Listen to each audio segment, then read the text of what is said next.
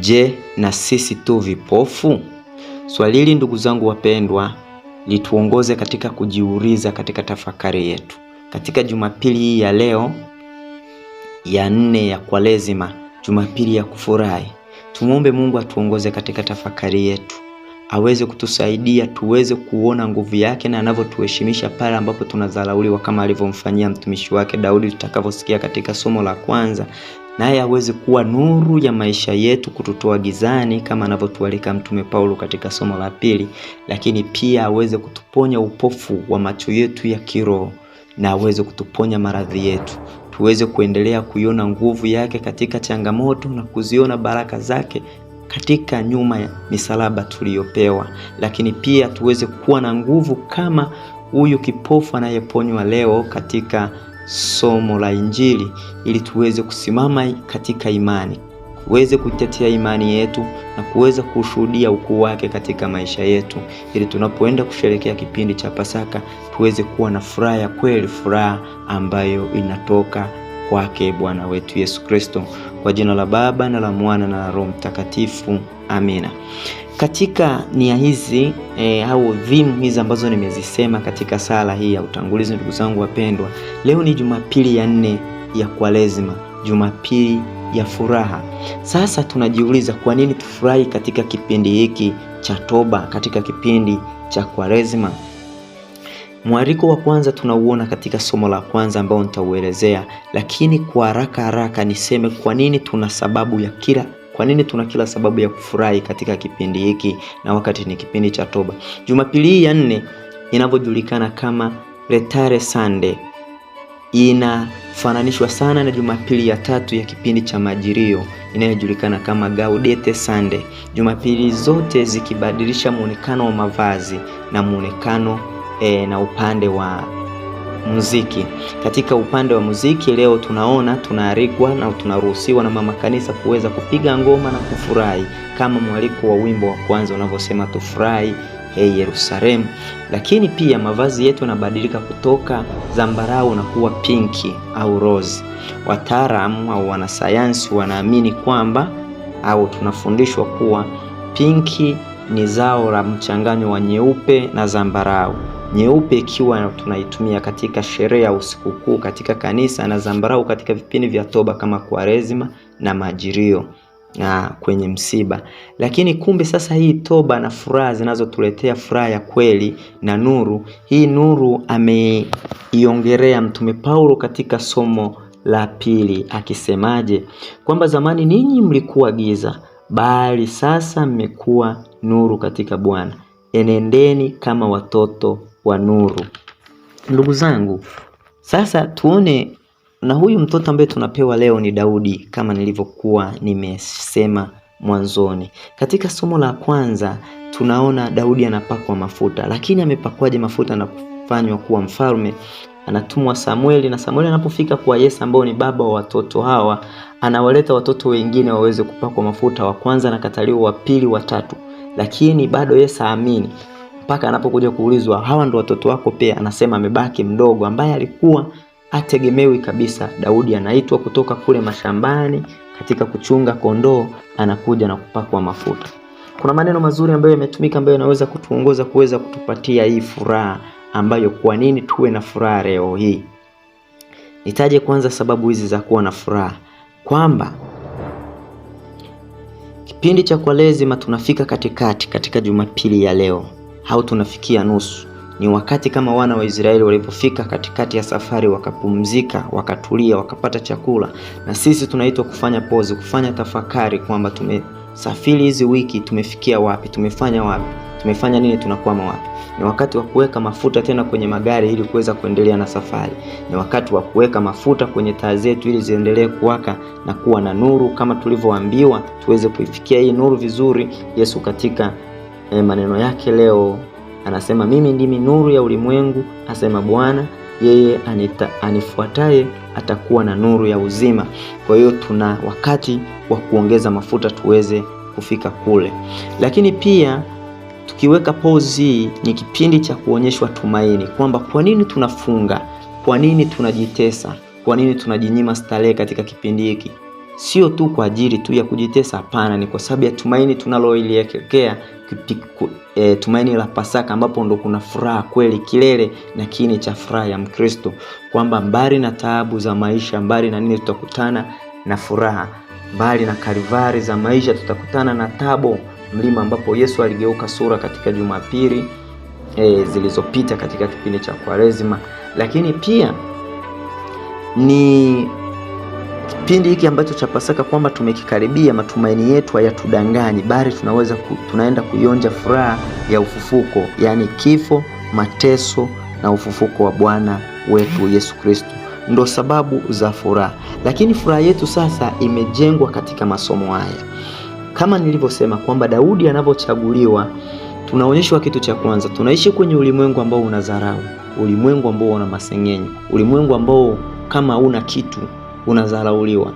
Kumbe basi huu mwaliko wa Paulo pia wa kuwa watoto wa nuru ni kwa nini? Ni Mungu anaangalia mioyo yetu. Mioyo yetu inapokuwa kama ya watoto wachanga, mioyo yetu inapojisubmit moja kwa moja kwa Mungu, Mungu anaangalia mioyo yetu, atatuinua. Kwamba kama msanii mmoja alivyowahi kuimba kwamba wanao kudharau siku moja watakusalimia kwa heshima. Ndivyo anavyofanywa Daudi, ambaye hakutegemewa, ambaye haradharauliwa. Katika udogo wake Mungu anamwangalia. Naona maneno anayotumia kwamba usimtazame uso wake wala urefu wa kimo chake, kwa maana mimi nimemkataa. Bwana haangalii kama binadamu angaliavyo, maana wanadamu huitazama sura ya nje, bali Bwana hutazama moyo. Ndugu yangu, Mungu leo anatupa mwaliko mzuri sana kwamba pale mimi ninapodharauliwa nione nguvu ya Mungu. Ni kama sisi wana Emmaus tulivyokuwa tukitafakari somo la Yosefu na ndugu zake. Tuliangalia katika kitabu cha Mwanzo katika kipindi hiki. Tukaona kwamba Yosefu mbali na kuuzwa, mbali na mateso, lakini Mungu alimuinua na kumfanya waziri mkuu na kumpandisha cheo. Kwa hiyo tunaalikwa kuiziona baraka katika msalaba, katika mateso, katika changamoto, katika dhiki, katika kudharauliwa. Hapa tunaitwa na sisi kuona kwamba Mungu anatuheshimisha hata katika dharau. Mungu anatunyanyua pale tunapozani tumesukumiwa shimoni, tunapozani kwamba tumepigwa teke, kumbe tumesogezwa hatua moja kwenda mbele. Tunapotukanwa na kudhihakiwa kwa sababu ya unyofu wetu, kwa sababu ya kuishi ukweli wetu, kwa sababu ya kuishi amri za Mungu, Mungu atatuinua, Mungu atatupandisha hadhi, Mungu atatufanya kama wale ambao wametupwa kule mabenchi ya nyuma, na bwana harusi atakapofika na kutuleta katika siti ya mbele na kusema kaa hapa mpendwa na mwanangu. Ndugu zangu wapendwa, tutawezaje kufanya hivi? Ni kwa sababu ya kukubali kuwa kama watoto wachanga, kwamba katika tunapokubali kuwa kama watoto wadogo ndipo tutakapouona ufalme na nguvu ya Mungu, kama tunavyoambiwa katika Injili ya Mathayo sura ya 18 haya 13. Daudi anatufundisha nini?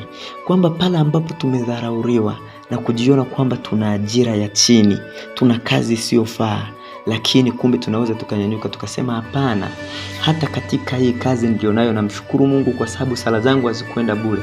Wapo waliosoma mpaka leo hii hawana ajira na wengine wana elimu kuliko ya kwangu. Kwamba hata tukiwa katika familia tunadharauliwa, kwamba labda hatujapata watoto na kuweza kutaka kutikizwa katika imani zetu, tumwambie Mungu, tuambie hao wanaotudharau hivyo kwamba no, Mungu mpaka hapa ametuheshimisha, familia yangu ina furaha, familia yangu ina amani, familia yangu haina migogoro. Maana wako wengi ambao tunawaona wana vyeo, wana mali, wana status kubwa sana, lakini nyumbani ya kukaliki, nyumbani ni pamoto siku zote. Kwamba sisi hata kama tuna kitu, lakini mimi na ndugu zangu na wazazi wangu tunaunganishwa na upendo, na hiyo ndiyo furaha ya kweli ambayo hupatikana katika Kristo kwa wale ambao wameyatoa maisha yao yote kwa Mwenyezi Mungu. Daudi leo kitu kingine anachotaka kutuambia ni kwamba sisi Mungu atatutoa pale pale tulipo, bila kuangalia tunatoka wapi, bila kuangalia jamii inatuchukuliaje. Kwamba na sisi tutaweza kusema kwamba Bwana ndiye mchungaji wangu, sitapungukiwa na kitu. Kwamba waandaa meza mbele ya watesi wangu. Siku moja tukibaki na imani hiyo hiyo, kwamba wale wanaotutesa, wale wanaotudharau, wale wanaoona kwamba kabisa sisi ni useless, machoni pa Mungu tuna thamani kubwa sana. Machoni pa Mungu anatuona kwamba sisi mioyo yetu inaweza ikapokelewa. Kwa hiyo tufanye nini? Tufanyie kazi mioyo yetu, tuzitakase mioyo zetu, tuziandae mioyo yetu kuendana na mapenzi ya Mungu. Na hii inakamilishwa katika somo la Injili. Injili ya Yohane leo inatupa kipofu anayeponywa na Yesu. Swali linaanzia kwa wanafunzi wa Yesu, wanamuuliza ni nani kati ya huyu, ni wazazi wake au yeye mwenyewe kwa sababu ya kuzaliwa hivi kipofu? Yesu anasema hapana, sio yeye hakutenda dhambi wala wazazi wake, bali kazi ya Mungu idhihirishwe ndani yake. Ndugu zangu, katika hili somo, kitu cha kwanza ambacho tunaalikwa ni kuweza sasa hivi kwenda na mtazamo mwingine kabisa. Tunapopata changamoto, tunapokuwa na shida, badala ya kujiuliza na kumuuliza Mungu kwamba why always me, badala ya kucomplain, badala ya kukata tamaa, hapana, tuione kwamba kuna kazi ya Mungu inayotaka kutimilika kama alivyofanyika kwa Yakobo, kwamba mimi nimezaliwa na kigugumizi, mimi nimezaliwa na ulemavu, mimi nimeletewa hii changamoto, mimi nimesingiziwa hii kesi. Mungu nataka kudhihirisha nini? Mungu nataka kufanya muujiza gani katika hili, katika jicho la imani na jicho chanya. Ndugu zangu wapendwa,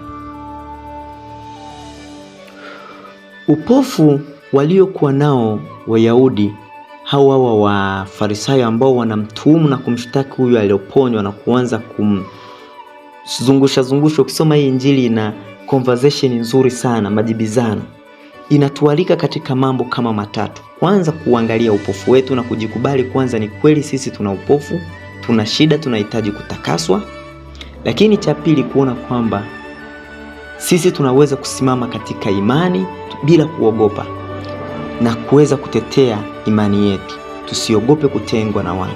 Siku hizi tunaishi kwenye ulimwengu, ukiishi kwenye ukweli, ukiishi kwenye unyofu utatengwa na kufukuzwa. Katika sinagogi tunaona wazazi wake wanapoulizwa hawakatai kwamba sio mtoto wao, wanasema kwamba ni mtoto wao, lakini hawataki kusema kwamba Yesu ndo katenda hivi, kwa kuogopa wasifukuzwe kwenye sinagogi.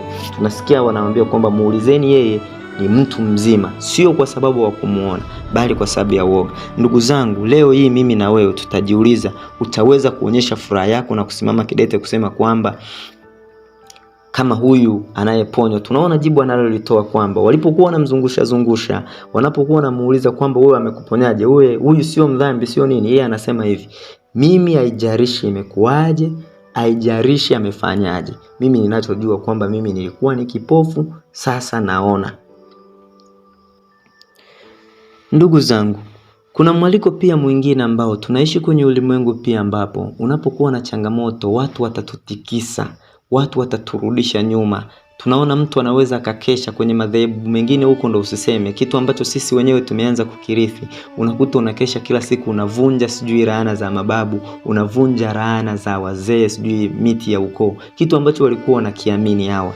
Lakini leo Mungu anatuambia kwamba sisi sio aturisi dhambi za babu zetu. Kwa ubatizo wetu, kwa kipaimara chetu na masakramenti ambayo tunaishi, tutahukumiwa kulingana na mioyo yetu imebeba nini. Ndugu zangu, tusihangaike. Leo tunaitwa kubaki na furaha ya kweli, lakini hii furaha ionekane katika matendo ya Mungu anayotutendea. Mtakatifu Teresa wa Avila amesema hivi, safari za kiroho za ndani na nje lazima ziendane pamoja. Ikiwa tuna upofu kwa moja wapo, lazima hatuwezi kuona ukweli katika kitu kingine. Ndugu zangu, huu upofu unasababishwa na nini? Upofu wa dhambi, upofu wa mioyo yetu unasababishwa na kiburi. Tunaona hawa wamekiri kwamba hakuwahi kutokea mtu yeyote ambaye aliweza kumponya mtu aliyezaliwa kipofu. Lakini kinachowafanya washindwe kufanya hivi ni huu mwaliko wa sisi kuwa kama watoto wachanga, kujisubmit. Wanakataa kabisa, na ndio maana wanaanza kumsumbua huyu, na mpaka anapofukuzwa kwenye sinagogi, Yesu anakuja na mkamata na muuliza swali, je, wewe wamwamini mwana wa Mungu? Naye anajibu na kusema, naam, mimi namwamini, na anamsujudia. Ndugu zangu, kitendo hiki ndo tunachoalikwa ili tuweze kushinda changamoto zetu, ili tuweze kusimama katika imani, Cha kwanza tunaalikwa kwenda kujiosha katika kisima kama alivyojiosha, na huu ndio mwaliko wa Kwaresima. Tubuni na kuiamini Injili tangu katika kupakwa majivu. Kumbe kujikabidhi katika sakramenti la upatanisho, maana dhambi hutufanya tuwe vipofu tusiweze kuona dhambi yenyewe, tuwe viziwi tusiweze kusikia neno la Mungu, tuwe na masikio lakini tusiweze kutekeleza yale tunayoambiwa, tuwe bubu tusiweze kuwanenea wala ambao tunaona wanafanya makosa na kuwaelekeza. Kama inavyosema Zaburi ya 135 kwamba wana macho lakini hawaoni, wana masikio lakini hawasikii, na wana mikono lakini hawezi kupapasa. Kwa hiyo kwa namna ya nyingine, mwaliko wetu wa leo unatufanya tuweze kufungua midomo yetu kuweza kunena na kusimama kidete, ndugu zangu, kwamba katika yote, katika kudharauliwa, leo hii nikiambiwa kwamba mimi sina lolote, niseme kwamba mbele ya Mungu ninayo thamani, kwa sababu naona mambo yote anayonitendea, kama huyu anayeponywa leo katika injili yetu. Ndugu zangu wapendwa, tuanguke miguuni pa Yesu kama huyu kipofu na kujikabidhi kabisa moja kwa moja kwake, kubaki katika sala. Sio rahisi tuweza kumuona Mungu katika changamoto. Hii inafanywa na imani, lakini imani yetu itakuwa tukibaki katika sala na kujikabidhi kwake. Siku zote tuamini, tuweze kusali kwa imani kwamba Mungu anatutendea, tuweze kuamini na kuona kwamba siku moja Mungu atatunyanyua na kutuonyesha utukufu wake. Katika changamoto, katika mateso, katika mahangaiko, katika kudharauliwa, tuone kwamba Mungu anatenda kama huyu. Hata tunapokataliwa na watu, hata tunapodharauliwa, hata tunapobezwa, tuweze kuona kwamba mkono wa Mungu unabaki pale pale. Hii haiwezekani kidogo tu. Ni katika misingi ambayo tumefundishwa na kipofu huyu: kutubu na kukiri dhambi zetu, kubali kujitakasa, kubaki katika imani, lakini na kujikabidhi moja kwa moja kwa Mungu, kuwa kama watoto wachanga. Tumsifu Yesu Kristo.